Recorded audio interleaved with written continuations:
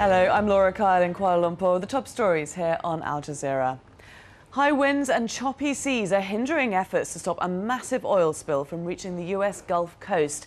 Meanwhile, the US Air Force is preparing to spray oil-dispersing chemicals to try to contain the spill, which has been growing since last week. 4 US states have declared an emergency as the oil heads for the shore. Tom Ackerman has the latest. The governor of Louisiana has received an approval for his request to deploy more than, or at least 6,000 National Guard military to help in the recovery operation. And that means that the federal government will pay for that, as well as the dump trucks and the other additional equipment that the military will be using in this operation. It's not clear exactly what role they will play. And it's also not clear exactly what the extent of the damage will be.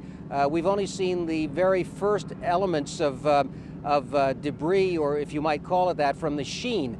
That's the outer fringe of the oil slick. A leading candidate in Colombia's upcoming presidential election is at the center of a widening scandal involving the secret police agency, DAS. Agents allege Juan Manuel Santos knew about an illegal spying program when he served as defense minister. They say Santos knew about the wiretapping of journalists, Supreme Court judges, and opponents of President Álvaro Uribe.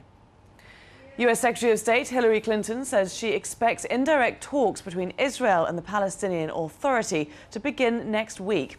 Washington's Special Envoy George Mitchell is due in the region to get the negotiations started, but Israeli and Palestinian officials are refusing to comment. The 2010 World Expo has kicked off in Shanghai, and hundreds of thousands of visitors are expected to flood through the gates on the opening day.